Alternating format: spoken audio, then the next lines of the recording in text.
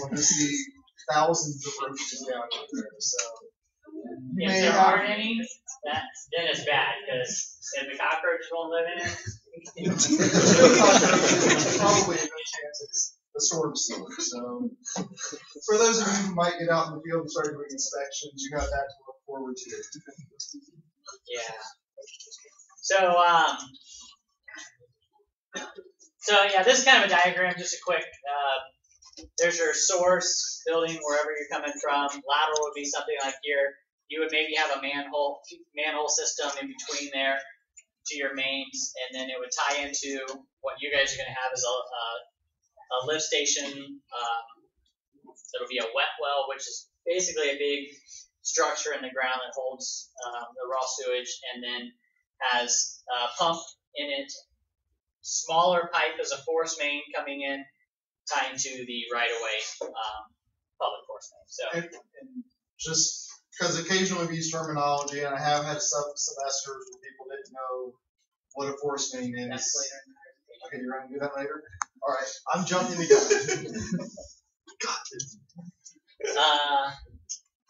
All right, so these are just some basic rules of thumb that we use, and a little bit of your design incorporated.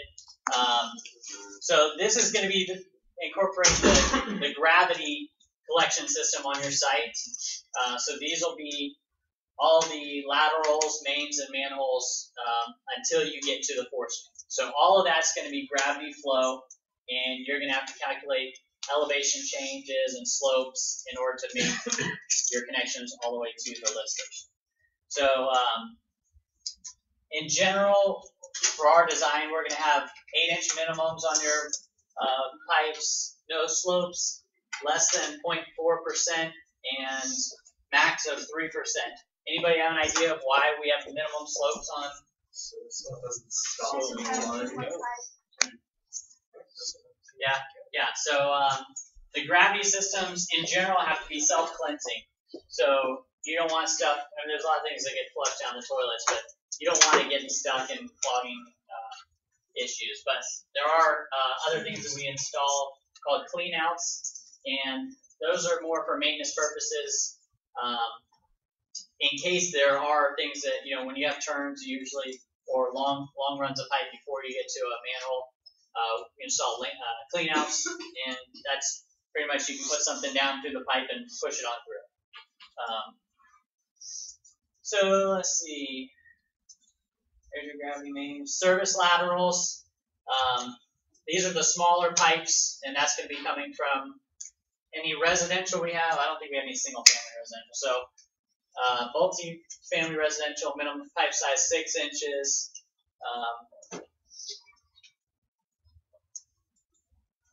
Cleanouts required at 100 feet spacing, which we'll go over, and minimum slope of 1% on your laterals. So the mains, 0.4, service lateral is 1. That's because they're typically smaller pipes, and you guys we can go over the calculations, but usually in general, the larger the pipe, the flatter it can be. Manholes, they're going to be 4-foot diameter. Is that larger than The 4-foot. you regularly see? Okay, so this is the diameter of the structure. Okay, the ring itself isn't 4 feet. So we've got some pictures, but you'll have the structure, which depending on how many pipes are coming in, most of the time they're round structures, 4 feet, 5 feet sometimes, and then there's a cone that brings it up to the top for the manhole setup, or some kind of slab that converts it to that manhole lid. So most, when you see that 3 foot, it's bigger than that one underneath. Okay, when you're tying in your pipes, usually we have a 0.1 foot of fall across the structure itself. So if you have a pipe coming in and going out, we usually have a 10 difference between the two.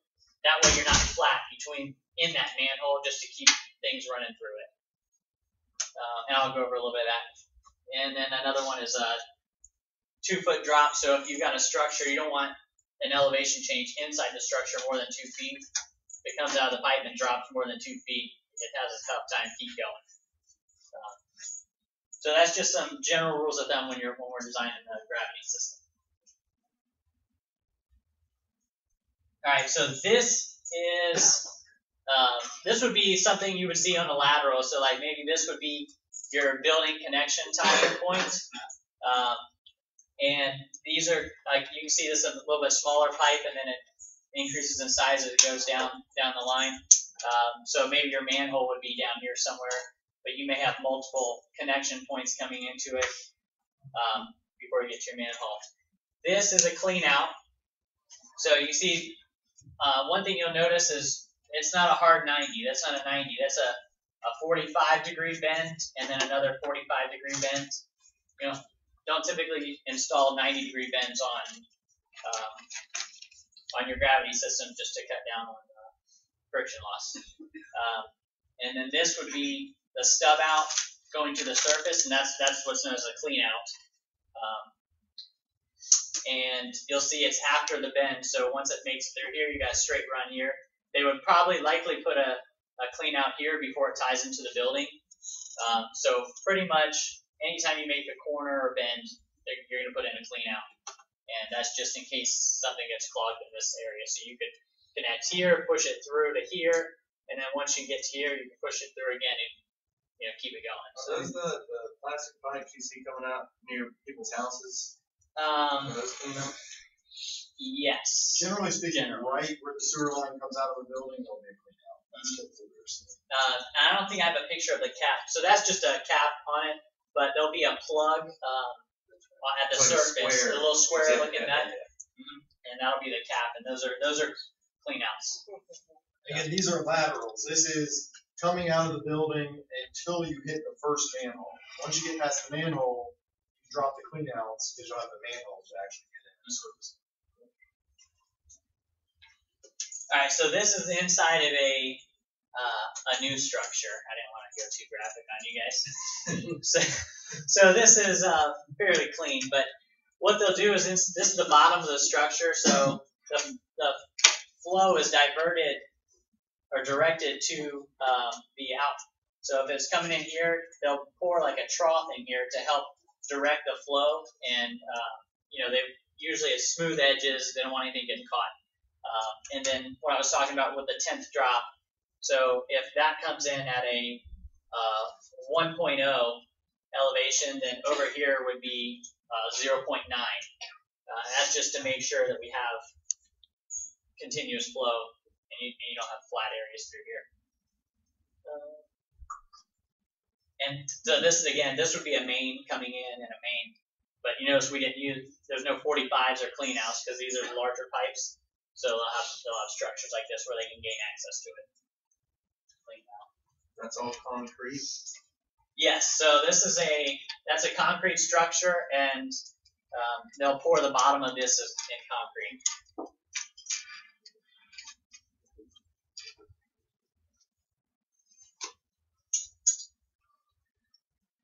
All right, so once your gravity system gets to the lift station, it's going to basically become a pressurized system after that. All right, so the pumps are going to, once it falls into, I'll show you what a wet well looks like. So once it falls into that tank, it's going to pump it from there to your tying point, which we're saying is at the right of way. If there wasn't a force main, then your gravity system would just tie into the gravity system in the right of way, and you'd be done. But for learning purposes, we're going to tie into a lift station, which is typical. We do a lot of that. So the reason why the lift stations are put in is a couple reasons. One, most of the time though, sewage treatment plant's not at the lowest point. They just can't do it. So when it gets to that lowest point, it's got to be pumped up to keep going. So another reason is force mains. They're usually smaller pipes.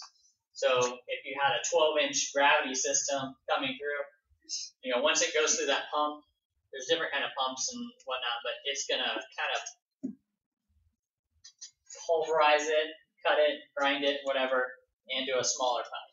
Plus, the gravity system, in order to function, it has to be on a slope, so the pipe has to be going, as we mentioned, at minimum 0.4% slope even. If you keep that going for a couple of miles, you're going to be 10, 20 feet deep. That gets very expensive to start constructing because you just can't keep digging deeper and deeper and deeper. So at some point, you've got to say, okay, this is the end, it's going to go into a collection system, and you pump it from there on.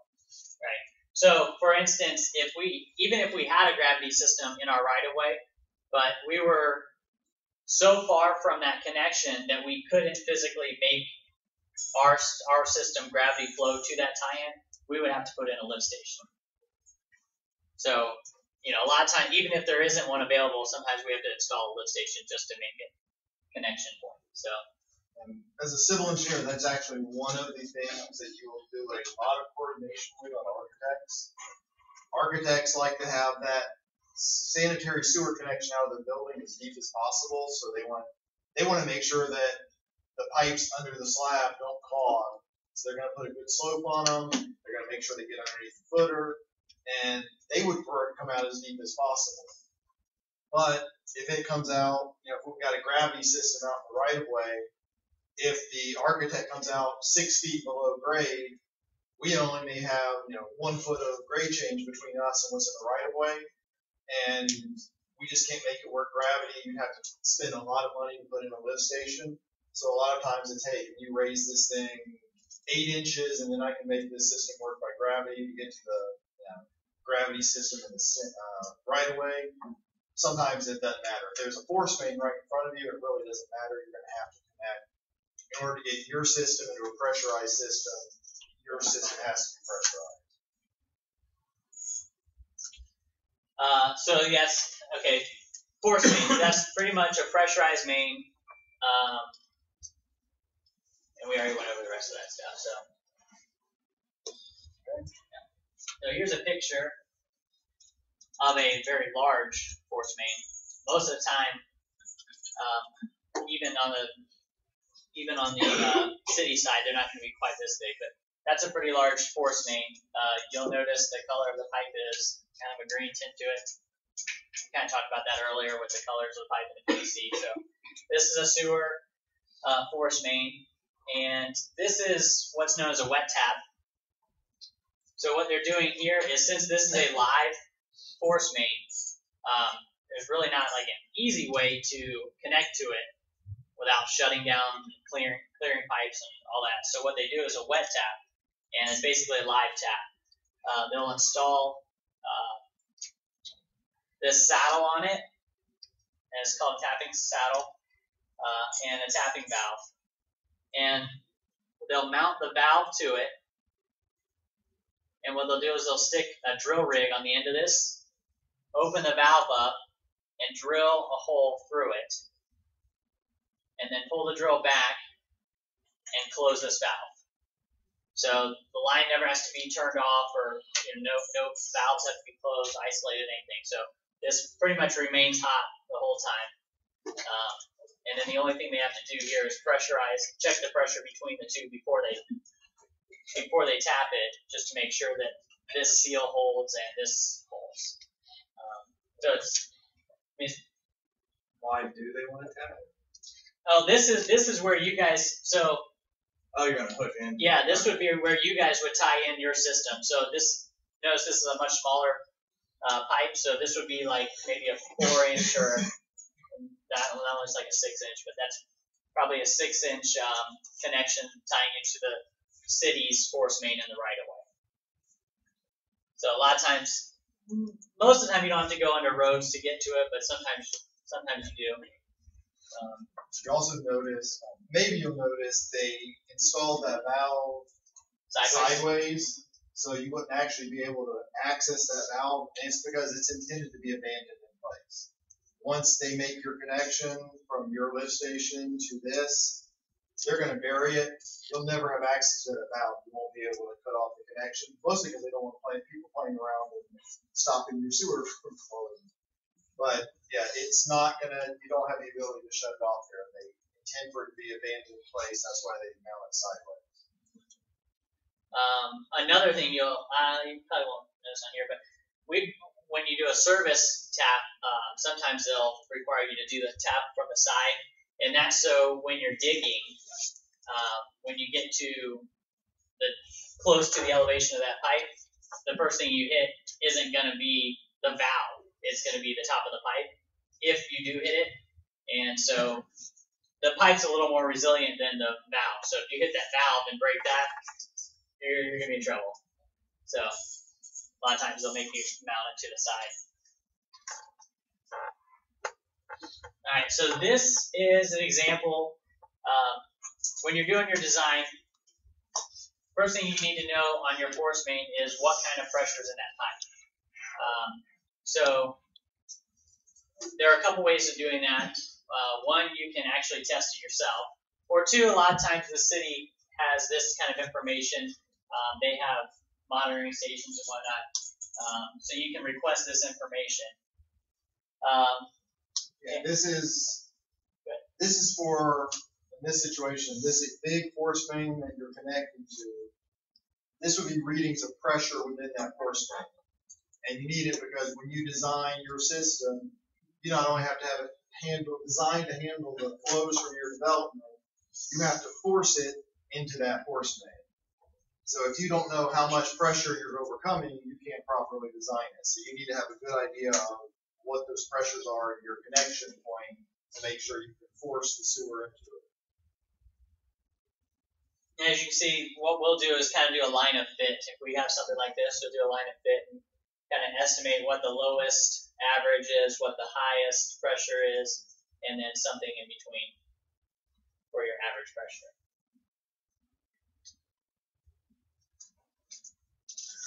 All right, so these are a few things to keep in mind when you're doing your lift station design. Most of the time, you're going to do a dual pump design on some of the larger lift stations. Do a dual pump design. Anybody have any ideas why you want two pumps in there? Yeah, that's probably the main reason is just for maintenance purposes. If one breaks, the other one will kick on. Another thing is operating. If you've got pumps that kick on and off a lot, then sometimes it's better to rotate them. You don't want one running all the time. It's just backup really is what it amounts to. The other thing is if there is a lot of flow coming in, that second pump will kick on and drop it faster. So you want a pump that does not run too quickly, and I kind of alluded to that already. If you've got a pump that takes very little time to run through a cycle, then it fills up fast and then it runs through it again. You've just got a lot of wear on that pump, so what you want to do is kind of time it so that it runs long enough where it's not an on and off, but not too long where you have to have a huge lift station. Let's see. Diameter of your wet well. Minimum is going to be a 4-foot minimum. That's pretty much for maintenance purposes. If you get smaller, it's tight because there's a lot of things that are inside those. And you don't want a lot of volume in your lift station just because smells and things like that. So kind of want to limit it a little bit, but enough where you've got a decent cycle time. So we'll go through a little bit of that. 6 to 8 foot are usually on the public lift stations. So if you've got a lot of sewage coming through, they're obviously going to need larger pumps and larger stations. But on a private system, 4 to 5 feet is a good general size. I'll go over some slopes and all that.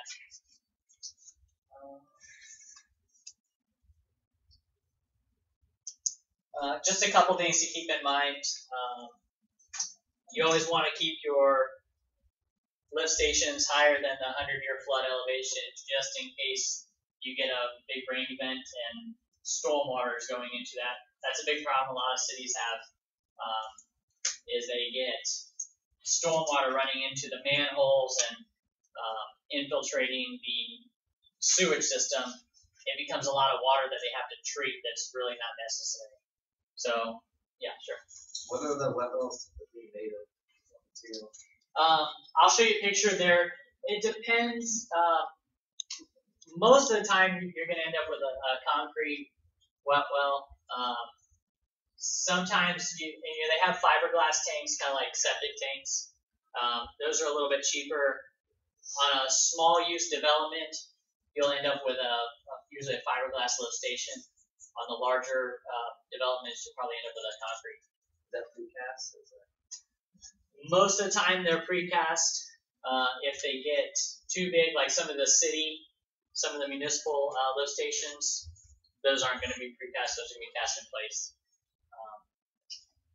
But typically, on the private side, they're going to be fiberglass for the smaller ones and 4 to 5 foot diameter concrete for larger developments. Sure. If you didn't have a lift station, it was just a gravity line, you have to put a pump right next to the force main, right? To get the waste into the force main. Yeah, if you're tying into a force main, you're going to have to pump it. Yeah. So we'll kind of go over where you want to put your lift station on the site plan a little bit later. But you couldn't just attach a pump to a gravity line. You have to. A pump is the lift station. Right, you'd have to have. What are you saying? There's some sites that you don't put a lift station. It's just gravity. That would be gravity to gravity. Okay. So if you've got a gravity system in the right of way, and basically when that'll happen is if the city or the county has their own lift stations, which they do. They have a ton of them. So once you get to the right of way, it becomes their system, and they're going to take that sewage to their lift station. They've got larger lift stations, and that'll in turn pump it to their force main. Yeah. A lot of times they may have a gravity system in front of you that connects to a local lift station that then connects to their force main. So potentially you could connect to a gravity line. If that's the case, you can make it with gravity. Do it because you don't have to install a lift station. You don't have to put pumps in. You don't have maintenance. It's a much better option, but that's not always the case. Normally, more often than not, you're going to have to design a lift station.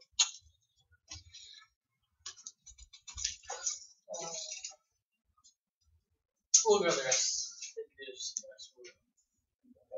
Just keep this in mind, reference as you start doing your design. All right, so this is kind of a plan sheet of a lift station that we've done.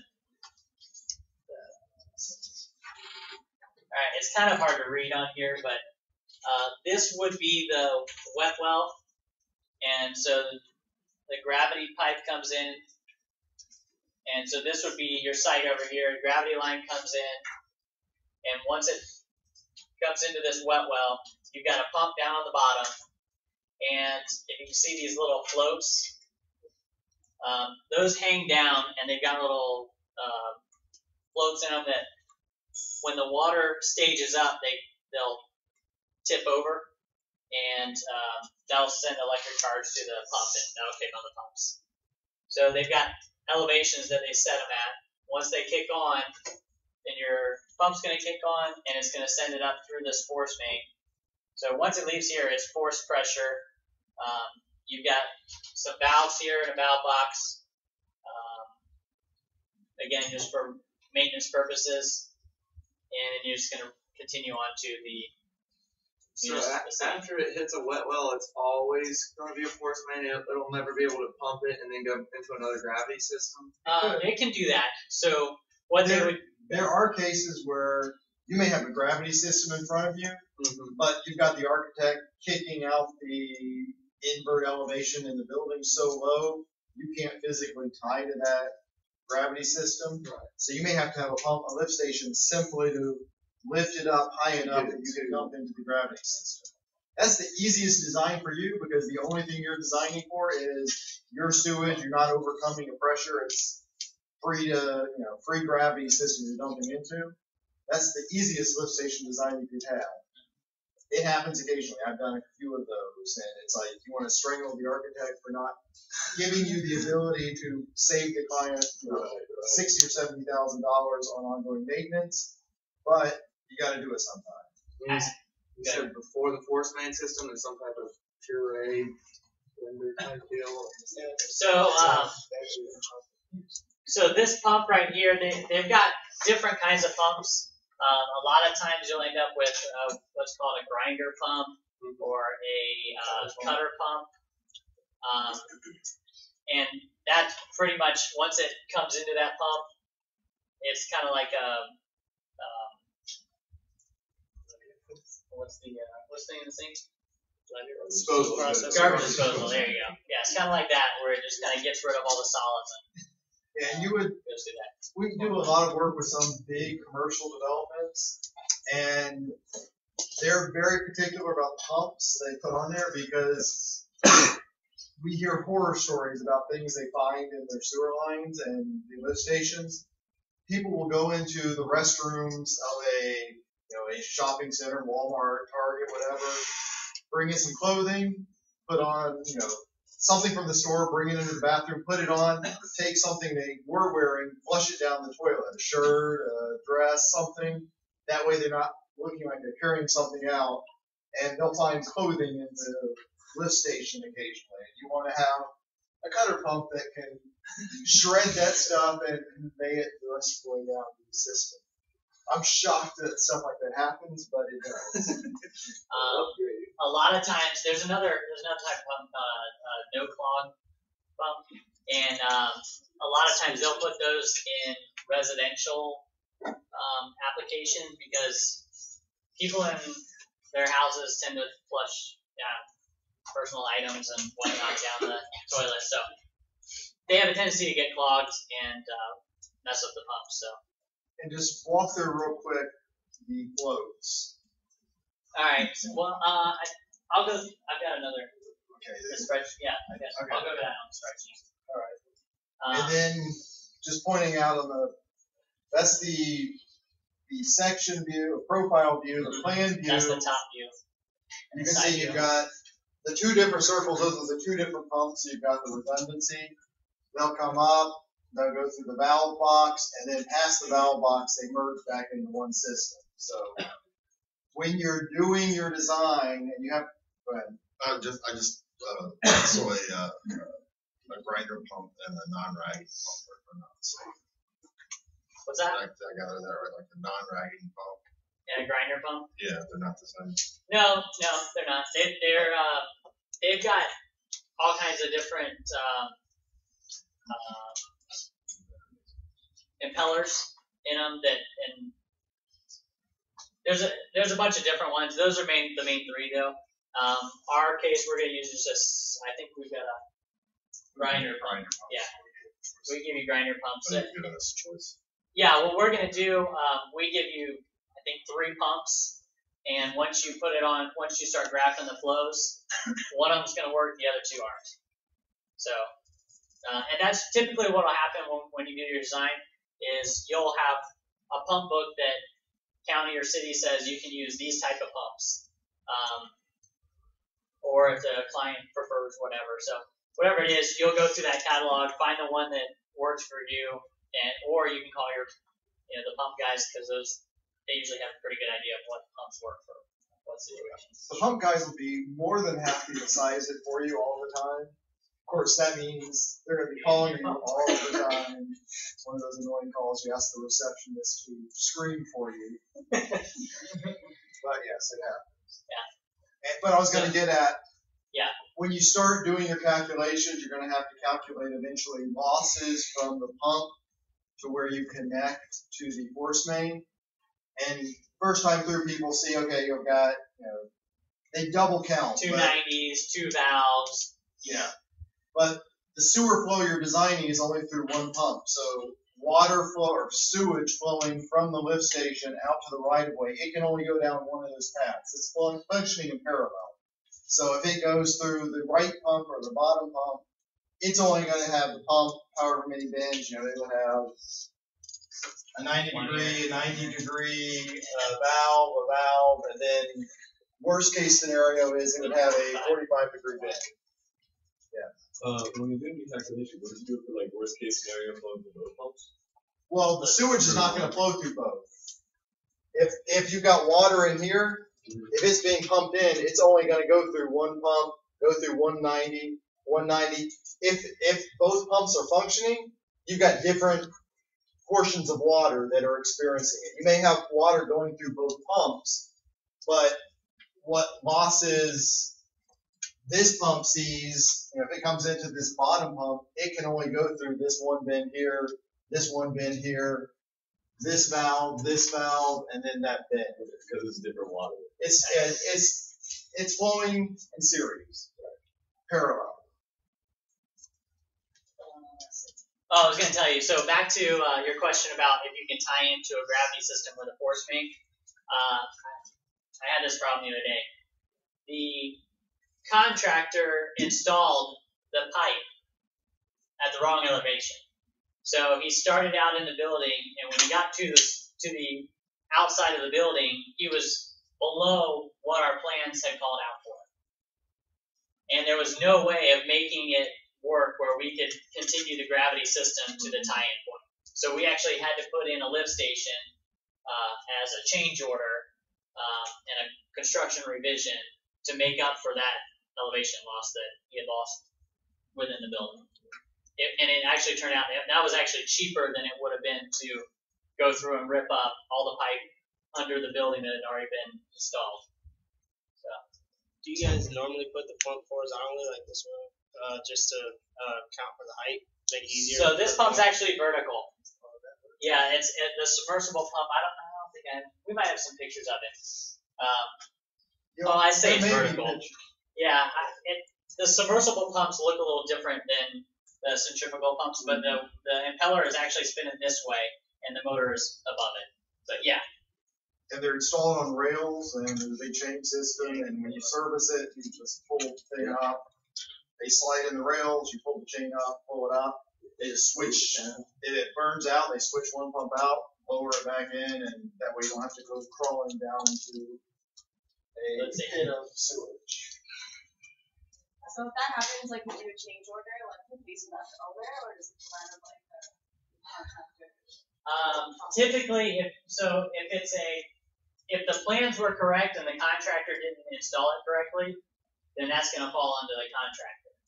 Now, one thing that we always have to work on is the coordination between the engineer and the architect. So when the architect gives us an elevation, we have to make sure that our plans call out the same elevation that his plans call out. That way, we don't have this elevation and he has this elevation. So that's one element of coordination between the engineer and the architect for those utility connections. It's going to be a big deal. The contractor, in this case, the contractor's first going to try to say, hey, there's an error on the plans, and it's not my fault. So you guys basically have to prove that. So we're going to have to show the owner that, no, this was installed improperly. And in that case, that was the contractor's responsibility, and the owner can force the contractor to pay for it. There are instances when there's an error, a conflict between the civil plans and the architectural plans. In that case, the owner can come after one or the other, or ask them both because they should have coordinated it. Or there are times where there's just field conditions where something unexpected happens that you could not have foreseen, in which case the owner has to eat the cost. Just sometimes something happens that you weren't expecting. That's when you do another 2 months. So for instance, what he's talking about is if we went to a city or a county and said, hey, we know there's a line under your road here. How deep it is?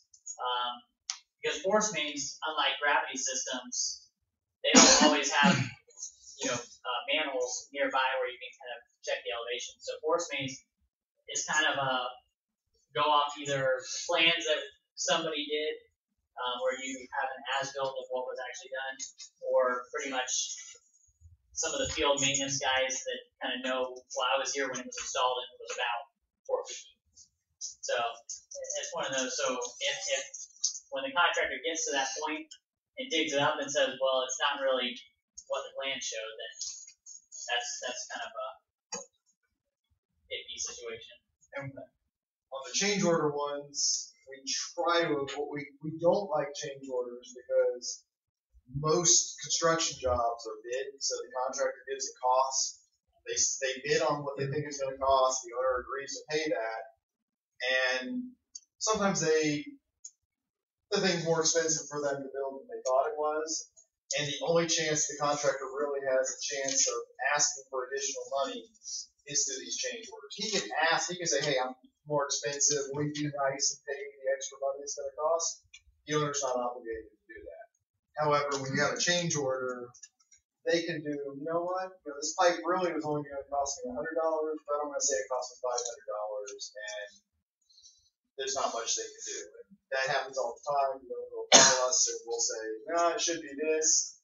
And they might be able to negotiate it down a little bit, but normally they get quite a bit of a extra for those changes. So as a civil engineer, you want to make sure that the plans are as good as possible before it goes out to bid, so that doesn't happen.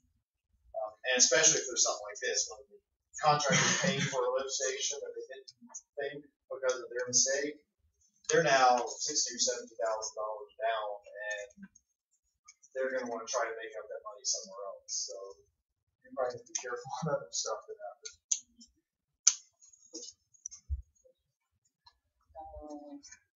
Anything else on that one? I don't think so. Alright, so this is a lift station. This would be the wet well here, the round structure. You'll notice it has a vent on it, and that's just to keep from sewage gas building up. You've got the access door, and then there'll be pipes, 1 or 2 pipes coming between the two where the pumps come through, and you're going to have your valves in this box. These are the controls that control the pumps, turn on and off, and all that. So that's all your electrical. Now, I can quite see it. You see it in the plan. There's a little red light on the top of the box. Occasionally, you'll see a metal box like that sitting on the side of the road. There's a red light flashing. That's a warning that the sewage in that lift station has gotten too high, and it's sending a signal to whoever maintains it that there's an issue here. You need to get here before this thing overflows. Yeah, so that'll be an alarm, and that's one of the floats that we'll set in the design. How much do they vary in size? Like are the municipality owned ones a lot larger than that usually? Or? Yeah, typically, I mean, it's going to look pretty close to the same on the surface, but a lot of times the municipal ones are going to be deeper, and they're usually going to be a more diameter, just because the extra capacity of the sewage coming in. One thing you'll notice on this one is kind of where it's at. It's not really close to anything because it's not really the prettiest thing you want to see on a site. There's also sewage gases coming out of this.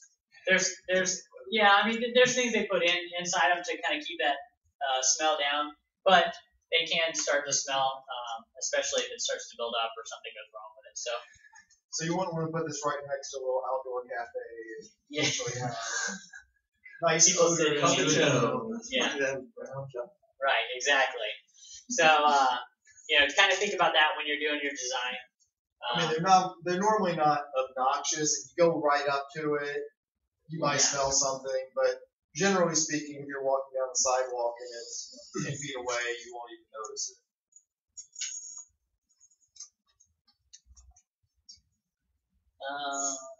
Okay, so this is just them doing some dewatering. We kind of talked about that earlier, where they do the well points. You can see the pipes coming down. The main thing that can you see, when we upload the PowerPoint, you can see the water level much better, but it's sitting about right here, which is a couple feet below. That's important to think about as you start doing your design, and we'll go over it later, but you're in Florida, the groundwater is pretty high. You've got this big concrete tank that you're inserting into the ground that only has water down for a portion of it. You could potentially have some flotation issues that you make sure you consider as you're doing your design. You do not want a wet well popping up out of the ground a couple of years into the project because your sewers is not going to work anymore. And it might take you a few weeks to get something like that fixed, and it would cause some problems for the development. Yeah, so there's buoyancy forces that we'll look at. So this is the inside of wet well. These are the rails that we were talking about.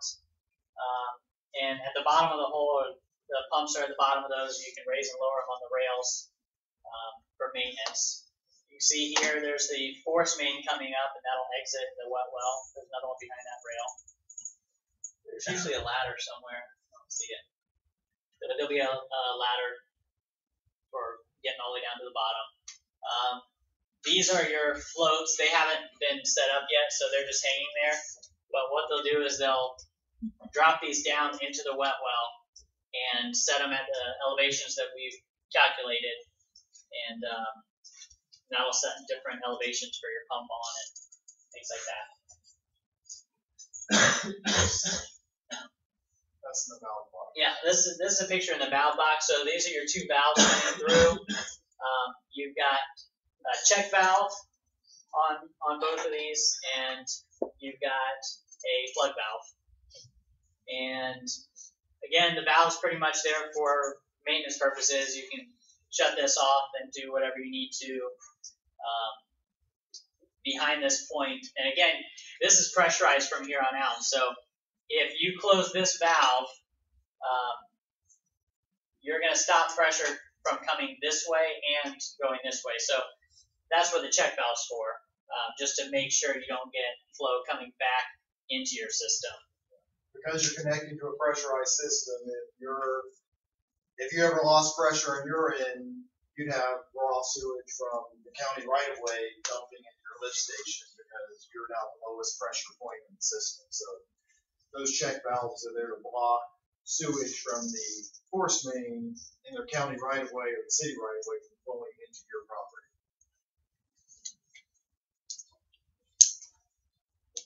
And this isn't exiting the valve box like we were talking about. One's kind of straight and one's got the bend, and there'll be a Y right here, and it'll continue on one path to your connection at the right of way.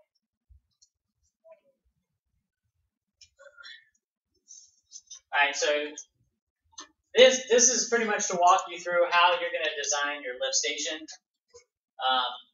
We talked about it last week, where you use the 64E6 to calculate your demands for all your uses, residential, commercial, all that. So once you calculate that, that's going to be your average. Then you're also going to calculate your peak flow based on the peaking factor. Same kind of principle as we talked about with the water, but this is going to really be your first step on your sewage. You're going to calculate your demands for all your uses. You're going to have to make sure that in your force main, you've got a minimum 2 feet per second. You're designing somewhere between 2 and 5, and you don't want anything over 5. Same principles, but that's going to be pretty much a check when you get done for sizing your force main itself. So once you get your flows, you're gonna your velocity, you're gonna use. We'll get to them later. Q equals VA just to check your size of your force main. All right, so here's the 3 conditions that you have to consider when you're sizing your pumps. You've got elevation head, which is going to be the distance from the bottom of the pump to the highest point on the system, not necessarily where you're connecting, because it could go up and then down, but it's going to be that differential, the highest. Pressure head is going to be what you've got from the force main that you're tying into. So that's whatever's in the pipe that you're tying into that you're going to be pumping against. And friction head is going to be all your losses, and that's going to be anything in your force main. So your gravity up to the lift station, once it becomes pressurized, then that's when you start worrying about the losses in the pipes. So that's your 90 coming out of your wet well, going up through the valve box and out to the right of way. So you may have some turns and whatnot to get to the right of way once you leave your lift station. So you got to incorporate that. there's also pipe loss, the actual distance of the pipe on straight runs. So we'll show you how to calculate that too. And then this is talks about the head curves on the pumps when you're actually choosing the pump that you want to for your listage.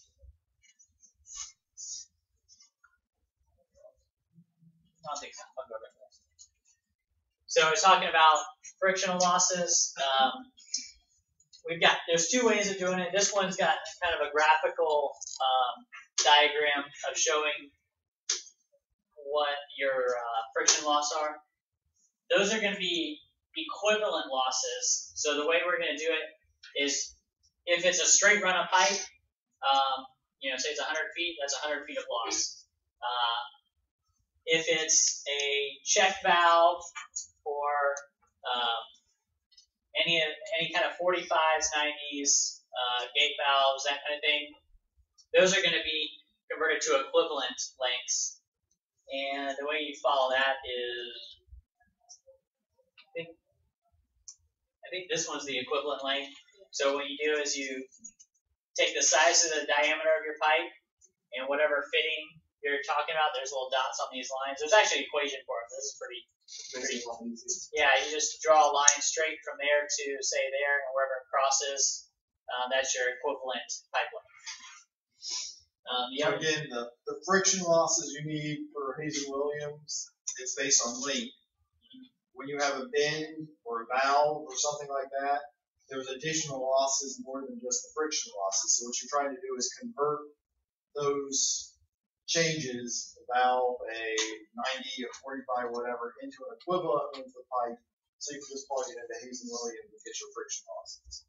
This is a simple way of converting a 90-degree bend into however many feet of pipe. And this is a table that kind of gives you pretty much the same thing. It's just a list. I think that, yeah, there's an equation up here. But so if you didn't find it on the other sheet, you can find it on here. Pretty much you're going to look at the swing check valves and plug valves are on here somewhere. Plug valves over there. So just, you got your fittings over here. So you'll be adding those up when you do your equations. Oh, wait, go back a little. Is that, oh no, that's energy. Okay. All right, so once you have your calculations, you've calculated the all your losses, and you're going to come up with a flow. You're going to have three different operating numbers. That's going to be your low, your average, and your max, and that's going to be based on how we're going to give it to you. But if you remember that graph that had all the little squiggly things, that's pretty much what we're giving you. We're giving you the top, the middle, and the bottom. So you're going to have three conditions, and your pump curve is going to look something like this, and you're going to have an efficiency curve of your pump as well. So what you're going to do is graph that based on flow. So you've got, it's kind of hard to see on this one. I might show them on the other one, but I'll go back to it. We'll do that later. But anyways, you're going to graph, you're going to have three lines, 1, 2, and 3, and you're going to make sure that all those cross on that pump curve. That's going to be your operating curve for the pump. So you're going to find out the three that we give you. One's going to kind of look like this. The other one's going to be like maybe way down here, and another one's going to be way up here. So if your pump curve isn't crossing your average flows, then it's not going to work. The one over here is just kind of another alternative for a pump, and that's called a variable frequency drive. So what it is just a different kind of pump that kind of adjusts for the different flows. So if you've got, say, some larger gaps in your operating flows, then it'll kind of adjust for that. So.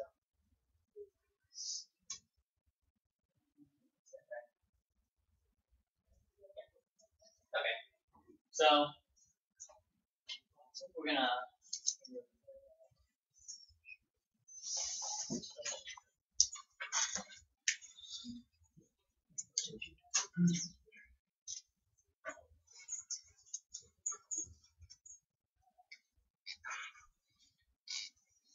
So we're going to give you this, and this is pretty much your lift station worksheet. Don't bother changing too much of it, because it's set up pretty straightforward for you guys. Just fill in the tables with your data. You're going to have, I'll show you later, 3 of certain tables, but you'll figure that out. So you've got your flows here. That's going to be your 64E6 on your demand. You're going to put down a description of what the use is, whether it's the residential, commercial, whatever the description on that 64E6 is, just match it in the description here. Makes it easier on the reviewer so they know what numbers you're using, where you got it from, and then the units, and then that's just going to be your calculation multiplied out. You're going to have the average listed here, which will be your total over here.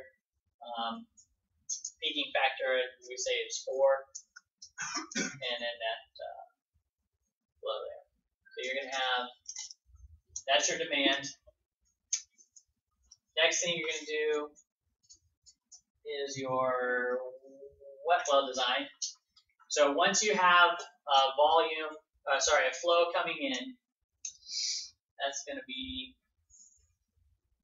I think that this one should be, oh yeah, here you go, volume per cube. So right here,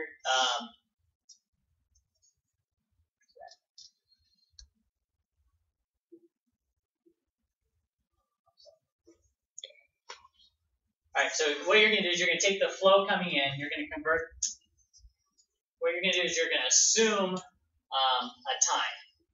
So on your pumps, we mentioned you don't want anything less than a certain time and more than a certain time for your pumps to run. So that 10-minute range is about where you want to go. Well, we've got on another sheet, but roughly 10-minute minimum cycle time. So what you're going to do is kind of assume a volume of the flow. So if you got a flow coming in, you've got a volume. Based on the diameter, you're going to say that you've got a cycle time around 10 minutes. So you've got a volume on your wet well that's going to be set. Call it, 1,000 gallons. If you've got 250 gallons coming in, that's going to be 1,000 gallons per feet. So whatever it comes out to be, you've got 4 feet in there. So it's just, you got to make an assumption to start off with. Once you get your assumption going, then you can run through the rest of these on your pumps. But first step is make an assumption on the size of your wet well, how deep it is. The other thing you're going to have to look at is your elevations. So you've got a top elevation, which is going to be wherever you set it. That's going to be pretty straightforward. You're going to have a influent line in, and that's going to be the elevation that your pipe runs into your wet well. So once you've got your building, you've got gravity system running all into your lift station. Wherever it hits that lift station, that's going to be your influent in. From there, you're going to work down. You've got half a foot. You want to have half a foot between the influent in and the alarm. That's where if the sewage builds up, that alarm goes off, then you know, okay, we're getting close to having a problem. Because you don't want sewer backing up into your gravity system. Same thing, work it on down. Another half foot to your lag pump, which would be your second pump, and then another half foot for your lead pump. So that's pretty straightforward. You're gonna have a pump off elevation, and I've got a sheet that I'll write up here on the equations for the differences on that. But it's pretty straightforward once you get your elevations coming in for filling out the rest of that. And so just walk me through a little bit again. first time you've done it. But assuming you want the minimum pump time, cycle time of 10 minutes. The cycle time means you've got, what was I gonna say? Where's my-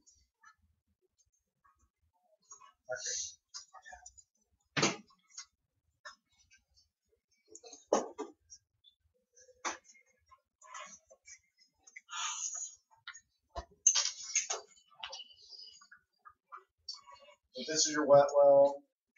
Your pump's down here. It comes up and comes over. You've got your first float that comes up. This, once the water hits this elevation, it's telling the pumps to shut off. That's because you want a minimum depth between here and here, where the pump is, to prevent cavitation. What do we say, typically a foot? So you want at least a foot between this bottom pump and where the water is coming into the pump, just again, prevent cavitation. You don't want sucking air into the pump system. You'll have another pump here, another float here, sorry. This tells the pumps to kick on and start pumping. There'll be a third pump up here that's saying, hey, I'm not pumping down quick enough. Kick on both pumps, and both of them send water out to the system. And then there's a fourth pump here that would be, yes. There's a major problem. I'm not pumping down enough. Someone get out here and fix it. But the cycle time is, you're wanting from the time this thing kicks on here till it comes back down and goes to zero flow, cuts off. You want that to be about 10 minutes, no less than 10 minutes. You also don't want this pump to only pump for 20 seconds. Otherwise, you're going to burn the pump out. So you want the pump to run 2-3 minutes, something like that maybe. And you want nothing more than less than 10 minutes. So what you're going to have to do is make an assumption for the diameter of the lift station. You know the rate at which flow is coming in. And based on an assumption, you're going to have, okay, if I assume this is a 4-foot diameter wet well, and this is 2 feet here, how much volume comes into the wet well, how long does it take this from the time it cuts off to fill up, and then to pump it back down. So you want to design that to be no less than 10 minutes. That's where this iteration stuff comes in. You're going to have to make assumptions there, come up with a minimum diameter, minimum depth here, figure out what that cycle time is, and that's going to be a little bit of back and forth. Does that sort of make sense?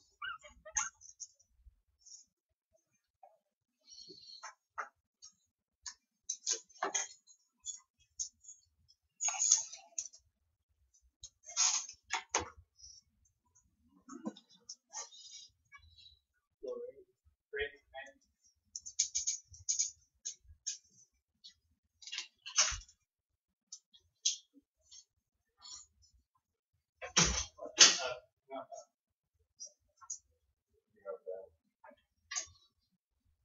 Do you have a spreadsheet?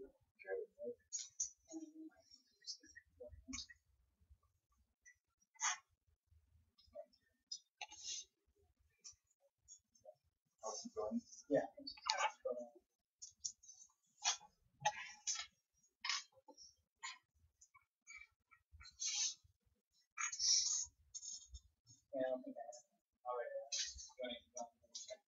No, that's it. Okay.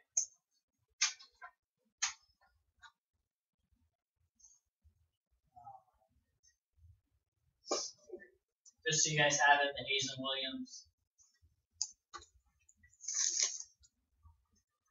Should be all right.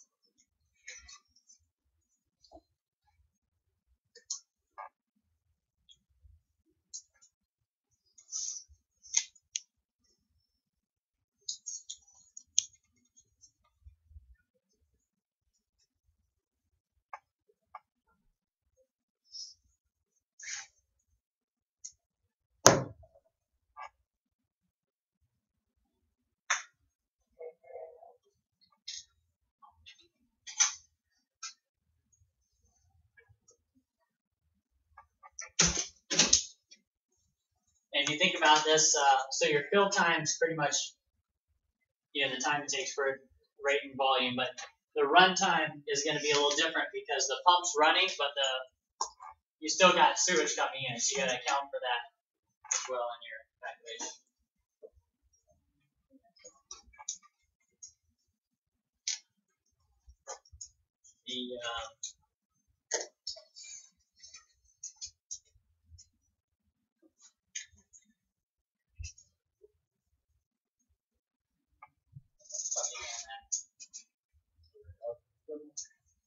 Everybody have that stuff?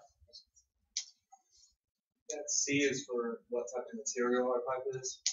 Yeah, that's going to be your coefficient, and that's going to be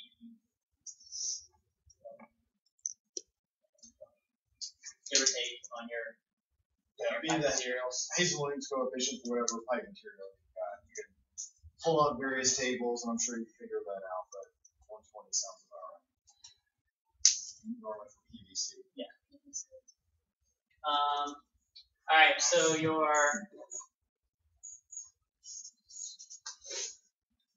that's going to be your check on the force main itself for the rate, size, square foot. This is going to be your check for the velocity and the diameter of your pipe.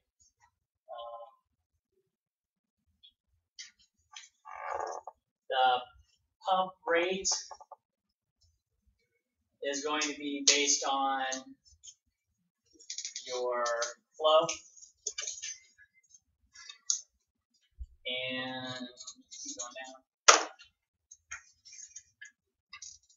Alright, you guys are going to calculate static head. That's the, we talked about the pump off elevation and the highest point on your system.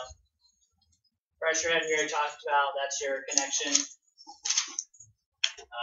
This is just a table for your equivalent lengths. That's, again, all is fill in for that Peterson equation. Just fill this in. Think about when you're doing it, you've got a lift station and your force main. So you've got different pipes and fittings inside the lift station, but once it leaves, you're also going to have, that says straight pipe. It should be straight pipe. But anyways, once you leave the lift stations, you're still going to have 90s and you're going to have a valve when you tie into your force main, like we saw with the connection. So think about that kind of stuff when you're doing your equivalent lengths. So here's the ultimate table you're going to have. Again, you're going to have three of these, one for each condition on the pressure. So your static isn't going to change. The friction loss isn't going to change, but the pressure, based on the average, low, average, and high, that's going to create your three different curves. And then it's going to be based off of flow and head. So if you go to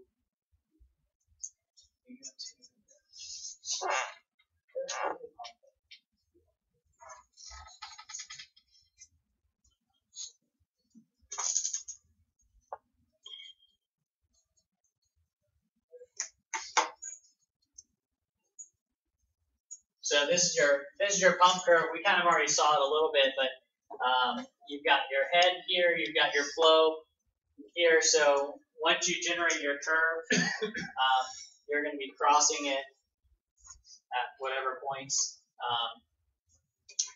And like I said, we've got three different ones, and these are actual pump curves from pump manufacturer. So once you start graphing it, you'll see that one of them works and the other two don't work as well. So the three things are the force main you're pumping into. We're going to give you, you'll have in the data you're designing against, there'll be an average pressure in that force main, a low pressure in that force main, and a high pressure in that force main. You'll run all three of those things as part of the pressure head you're overcoming. That'll get added to the static head and your friction losses. And then all three of those conditions get pumped on this one chart. There's one of these for each of the three pumps you're doing, which is there, there, and there. And when you pump all three of those conditions plotted on each of these curves, you're going to determine that one of these pumps makes sense. It actually works with, where those three curves cross. It's working on it. Works with on this pump line and with this efficiency. So, but we want you to graph it on all three just so you can see how how it works on the different pumps, or it doesn't work.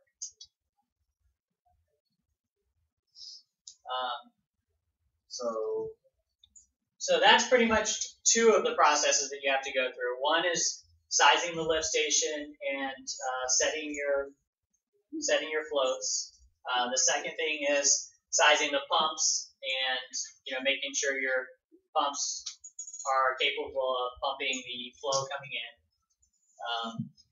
And the third thing is the buoyancy. We kind of talked about that with the water elevation. You got to make sure that whatever you're installing, it's not going to float. What did you say about once they get the operating point, and you can go back and do this kind of thing? Yes. So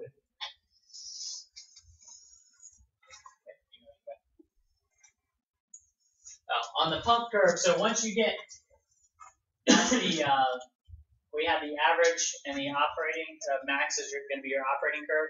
So you're going to graph. All right. So once you've got your pump selected, you've got the demand. You've got your operating, which is that peaking factor. So you're going to take that and graph that on this pump curve. So say you've got 100 gallons per minute that you're going to be pumping. Come over here, cross it, and that's going to be wherever it crosses on here is going to. We'll just show them what it looks like when it's graphed. Yeah, so like if it was on here, you would want to come across here, wherever it crosses, and that's going to be the operating point on your curve. You're going to use that to plug that back into the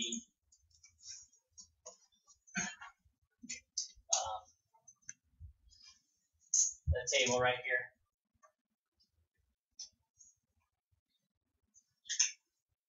And from there, you're going to convert to figure out what size force main you need.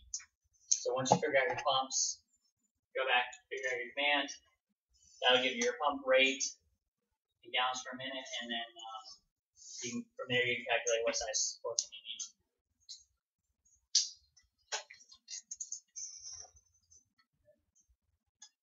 Yeah. Okay, so next thing is buoyancy.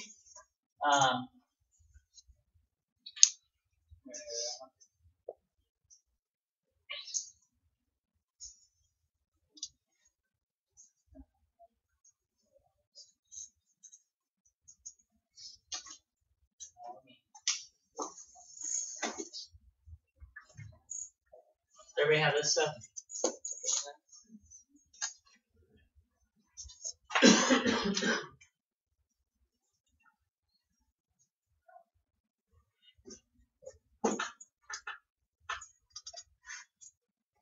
You go to the splash first. Or which one has the circle equation? Yeah, right here. Okay, so pretty much your forces are going to be the. Do we have one that has?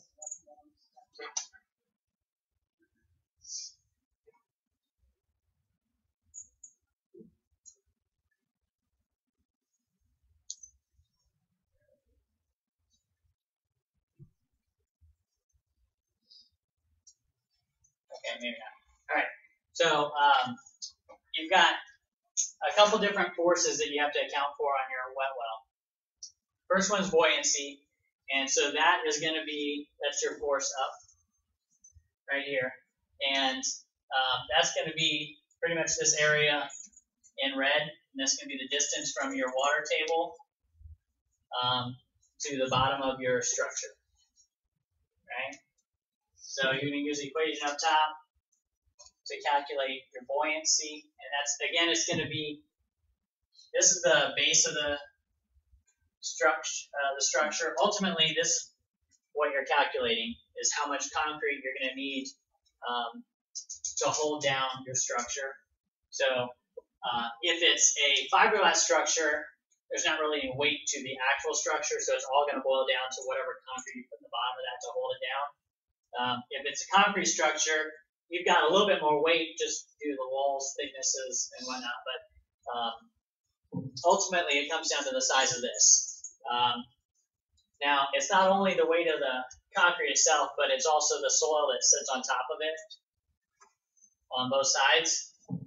So if you think about that, it's easier to add force if you make this wider than it is to make it deeper, right? So now, with that said, you can't start making a hole that's, really wide, not very thick. But in general, if you're needing more forces, it's easier to go wider than deeper. So anyway, so the first force that you got to worry about is the buoyancy force up, and that's the calculation there. Like I said, the next force are the ones working in the opposite direction, and that's what's helping you. So the first one is the force of the base. So that's what we talked about here. That's this area here, and that's pretty much just going to be the thickness, the specific gravity concrete, and the size of the diameter of the base.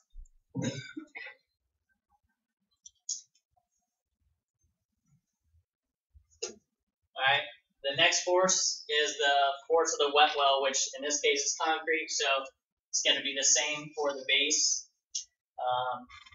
And then it's going to be the distance between the inside and the outside, so that's going to get the thickness of your walls.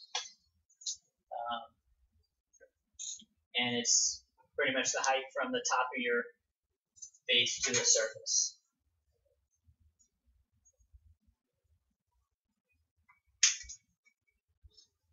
And the third one, so you've got one, you've got your base, two, you've got your walls. The third one we talked about is the soil that's sitting on top of your structure, and that's also used to weight the structure down. So that's going to be,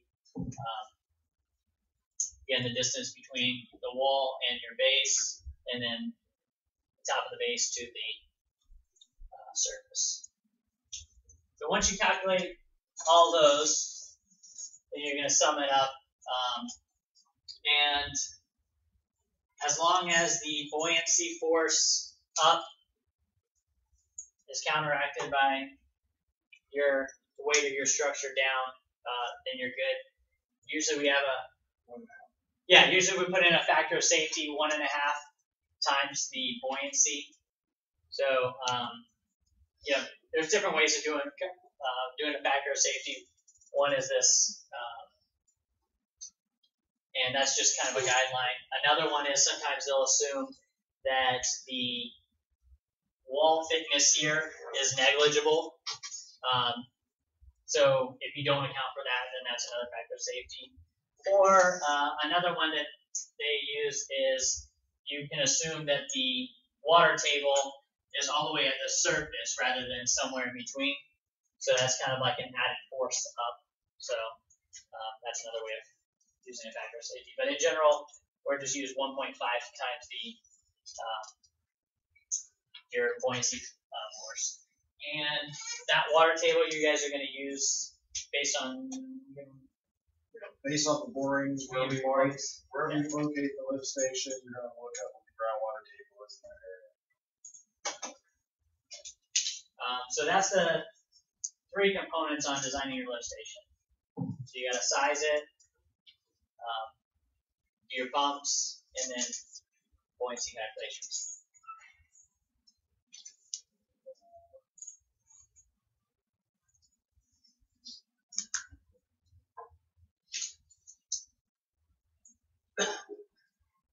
So again, just use the spreadsheet we give you and kind of follow that. Like I said, the only thing you're gonna have is you're gonna end up with 3 different conditions for your flow. So just take that table. You can either add columns to it or just copy the table again. So whatever we have 3 of them. All right, these are the conditions for our design. We're gonna say that the minimum pipe size on the gravity system for a main is 8 inches. Again, we kind of talked about this in the slide. 0.4% minimum, 3% maximum slopes. Service laterals coming from the building to the main is going to be a minimum of 6 inches and a minimum of 1% slope. We're going to assume that coming out of the building is 5 feet. So that would be something like the architect would give us, saying your connection is 5 feet. So wherever you come out of any of your buildings, start out 5 feet below the finished floor grade of your building. These are the 3 numbers that we're giving you for the force main connection. Again, it's your average, maximum, and your minimum. That's going to be your 3 curves.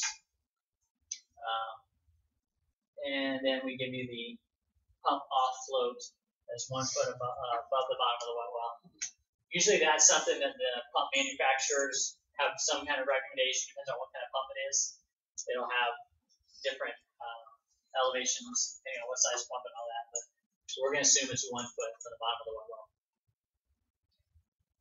Why would you not want to have a slope for the gravity system higher than 3%? If it gets higher than 3%, I mean, usually 3% is a good guideline. If you've got sewage coming down here at more than 3%, your velocities get a little higher.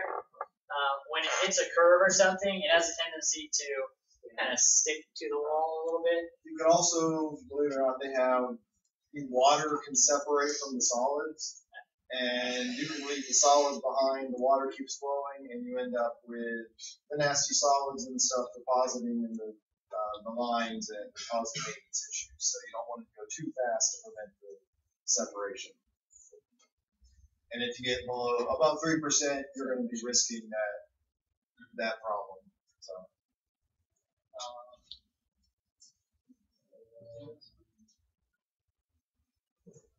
Okay, so this is just what's going to be submitted in the memo.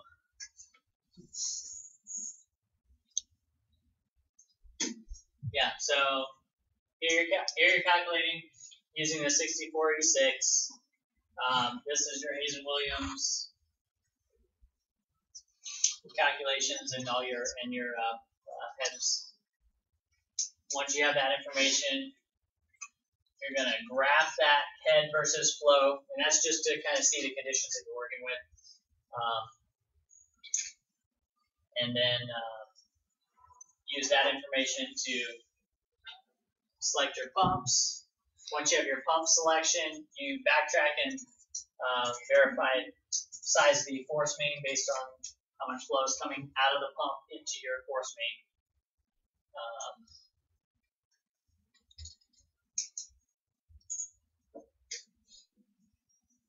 And then you're going to size your wet well based on what's coming in. And then the rest of it's points. So when the sanitary sewer system submittal is due, this is what we're going to expect to see. And the last is just a sketch of the sanitary system to show the gravity system from your building to the lift station, and the lift station to the force main outlet. Yeah, it doesn't have to be anything like super. It's not the final utility plan. It's just a sketch. So when we're reviewing it, it makes sense. Yeah. So I can see where your connections are. You're tying into your manholes, all that. We're gonna make them size size their gravity lines. So when you guys are doing your pipe sizing on the gravity system on your laterals, you're going to calculate the demand from each building, and then you're going to use that to calculate the actual pipe size that you need to to get to your manholes, and then the pipe size from the manholes to your lift station. So you say the Minimum minimum pipe is size. 6 inches of main. Yeah, I was gonna Okay. say, That 8's probably gonna be good enough, but just double check and make sure. Check like the last pipe going into the manhole and the lift station. Make sure that the flow rate you have going through there at whatever slope you're doing can be handled by an 8-inch pipe. That's just a gravity equation, so it's Manning's equation. If 8-inch works, you're good. If 8-inch doesn't work, you need to upsize that pipe to make sure it can handle it. Then you also need to go how far back you need to go to make sure that 8-inch pipe is working. Or the 10-inch pipe. you don't have to throw it in sewer cat or do anything too crazy on that. Just size the larger pipe. Make sure you meet your process. How many pipes can tie into one manhole? Well, depending on what kind of elevations they come at. So, like if this is the side of the structure, and you've got elevation, there's your pipe leaving it. I mean, you can have some coming in at the bottom, having them come here, but again, no more than 2 foot max coming in. Otherwise, you have to do what's called a drop. And what they'll do is they'll actually put a pipe inside the structure. Well, actually, they don't let you do it inside the structure anymore. They'll do a drop outside the structure, like this. So you'll have a hole here just in case things come out, but it'll be like a T, and it'll come here and then out. Generally speaking, I say you don't want more than 4 pipes at the most. And if you're looking at a vertical, One bottom. if you're looking at the top view of a structure, I mean, you can come in here, and come out. So this is out, and that's in. Typically, you don't want to have anything greater than a 90-degree. So this is here to draw kind of the troughs. Okay. You don't want to have anything greater than a 90-degree. So you wouldn't want something coming in this way and going out. So I guess you don't want anything less than 90 degree. But it gets kind of convoluted. I've seen structures with a whole bunch of pipes coming into one. But in general, you're not going to have too many coming in, just how big your site is. Okay. So If you have more than 4, you're going to have a situation where it's going to make that less than 90-degree tank. It's going to be basically a hairpin turn, and you're going to have problems with solids separating out, because of loss of velocity and whatnot. You don't want to do that. So we kind of mentioned when you do the stormwater design, you don't want more than 500 feet between manholes. Sewage is a little bit, rule of thumb is no more than 400 feet. 400 feet between manholes. So when you're doing your design, even if it's a long straight run, you got to put in a couple manholes, depending on the distance for maintenance purposes. So no more than 400 feet on your manhole, and then no more than 100 feet on clean outs. So on your laterals, if you have a straight run, no more than 100. Do we have like sizes of the manhole? Your manholes are going to be 4 feet or 5 foot manholes. Okay. Usually they're sized on the size of the pipe coming in. So if you've only got one pipe coming in and one pipe coming out, it's not a big deal. But if you've got some larger pipes coming in at different angles, then sometimes you have to go to a larger diameter. Like if you think about this, if you got a small one and a large, so say this was a 4 foot and that's a 5 foot. If I had a pipe coming in at this angle and this angle, my degree of separation between the two on a lower diameter gets, structure gets larger, my separation gets larger. So a lot of times, if you got pipes that are close together, you have to enlarge the bottom of the structure.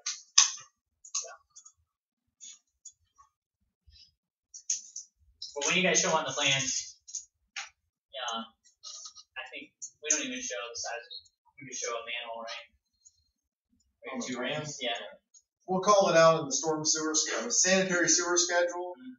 There'll be a list where we call out all the structures and you'll specify 4-foot diameter manhole, 5-foot diameter manhole. The plan itself, I'm just gonna draw a circle.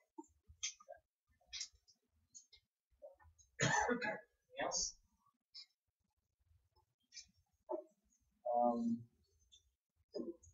So I guess we're gonna upload this stuff, look it over, ask questions next week or tonight if you have further questions. I will say that both of us have been very, very, very preoccupied this week. We had numbers of meetings. I wasn't even in the office till literally I got in, had to run out the door to class. I was intending to put a stormwater quiz tonight, so there's a chance that might show up next week after the presentation. So give you a fair warning, double check.